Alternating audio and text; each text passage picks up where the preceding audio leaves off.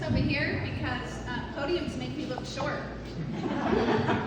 And I am short, but I don't need to look shorter. So most of you have met me. So many of you that some of you are even wearing my campaign garb, which, you know, makes me feel so proud that I've actually touched lives already, right? And brought some awareness to what our community needs. So I'm going to riff a little bit on something that probably each of those gentlemen spoke of. Excuse me.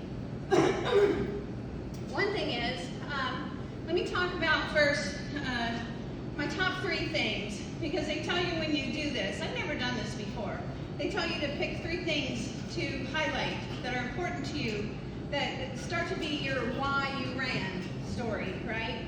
So I'll tell you, I'm a nurse. I've been a nurse for 35 years. So first thing on my list is healthcare. This community is short on, first of all, short on affordable insurance, right? Most of you have heard, probably, if you pay very much attention to votes that are going on at the Gold Dome, that Georgia has declined to expand Medicaid. Now, some people don't understand that, and tonight, for some reason, I feel the urge to talk about it. It starts with Medicaid is for poor people, right? People with a very low income. And then we have a population of people who are over here who have good, decent jobs that offer insurance. A lot of people around here that work for carpet mills have a good insurance if they have a good full-time job.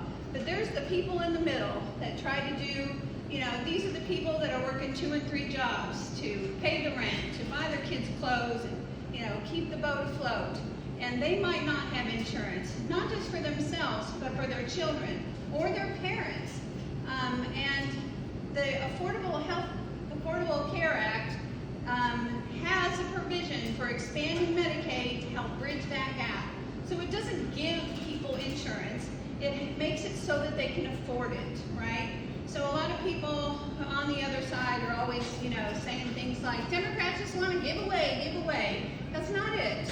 These are programs that will help bridge the gap, right? And the funding for the program, that's the other question I get a lot. Where do you think the money's coming from? The funding for it is laying on the table. It's laying on the table. You have paid your taxes to put it on that table, and other states are walking up to that table and taking their portion and insuring their people. And Georgia is not doing that. Now, how does that affect Murray County? Here's how. You guys, we have a hospital, but do you have high-quality professionals that live and serve this community? The answer is not very many, right? You cannot have a baby in Murray County because there is not a high-quality OB section of that hospital. Most people call that hospital a little stopover, right? You might go there for a few tests if they have the right machines, but the rest of them you go either to Dalton, to Atlanta, or to Chattanooga. I don't know anyone who sees specialists here in Murray County. So the reason we can't get professionals to live and serve your community is because the community is so far underinsured. So this is how that whole stream, when you hear people talk about expanding Medicaid and how much uninsured people you have and why your hospital isn't doing so great. And then the weirdest thing is the current representative that you have now went through all kinds of hoops down there in Atlanta to make sure that you could annex a piece of property. And that piece of property is for building a new hospital. Well, I'm just wondering where we're going to get the doctors to staff that hospital and where the people are going to get insurance so they can use the hospital. I heard a professional say that, you know, it's kind of like building a restaurant that no one can afford to go to, or setting people down at a buffet and not giving them any silverware, right? So you'll have a nice looking new state-of-the-art hospital and no professionals that can afford to live here because they're not getting reimbursed. Now, the second part of that, which would fall into the category of congressional issues, U.S. congressional issues, is how Medicaid reimburses. But that's out of my wheelhouse. But so that's the expanded version of the top thing that's on my little handout there. The second one is access to mental health professionals, quality mental health care. And And I'll tell you what's on my radar about that is there are opioid settlements, right? Georgia's got them. I don't know where they are, and I don't know who's getting them. But I know that it's documented that communities like ours have taken those settlements and bought, I don't know what that says, but have bought, a new police car or, hired some more, SWAT team or some kind of nonsense, but not provided mental and medical health care for the people who are suffering from the addiction that the drug companies, through neglect, impose upon our community. So that's something that should be on your radar. Find out what's going on. The only thing I'm going to say about my opponent is a similar thing that the gentleman talked about their opponent is, I don't know of a place where you can go and meet this person unless you go to his church. I do not go to his church. I've never known of a public event that he's held where I could go and meet him. I don't know, other than his Atlanta address, where you can contact him. So these things are important. If you have issues, things in your community that you think the state should be part of helping you with, it's your representative that you're supposed to go to. So the last thing I'm going to say is that I think that this whole up ballot and down ballot thing and Republican and Democrat, it's a little, the Republican and Democrat's a little less important here in our community. If you think about it, we've got to put our community over the party. Our needs in this community are what we need to focus on, regardless of what party.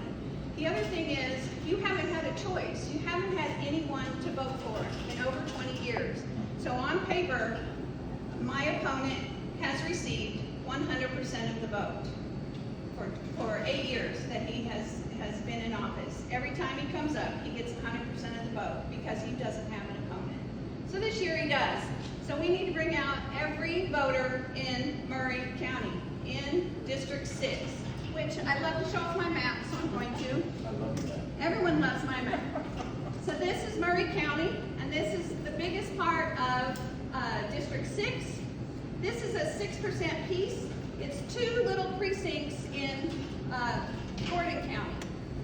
They are very, very rural. They don't have any stores. They don't have really anything. Just a lot of country. And this is 31%. This is, goes up here.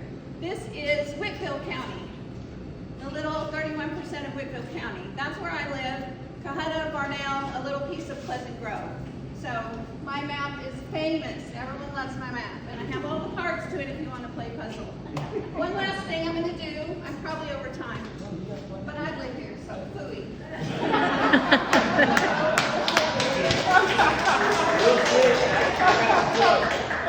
All right, so I read this the other day in regards to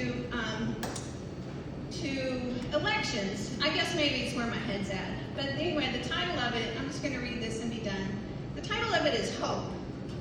And it says, either we have hope within us or we do not. It is a dimension of the soul, and it is not essentially dependent on some particular observation of the world.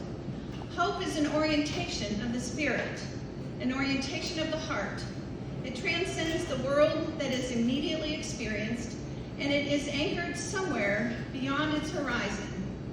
Hope, in this deep and powerful sense, is not the same as joy, that things are going to be well, or willingness to invest in an enterprises that are obviously headed for early success. But rather than it is the ability to work for something because it is good, not because it stands of how much it stands to succeed. Hope is definitely not the same thing as optimism. It is not the conviction that something will turn out well, but certainly that something makes sense regardless of how it turns out. It is hope, above all, which gives us strength to live and continually try new things. And I feel that way about my running for office.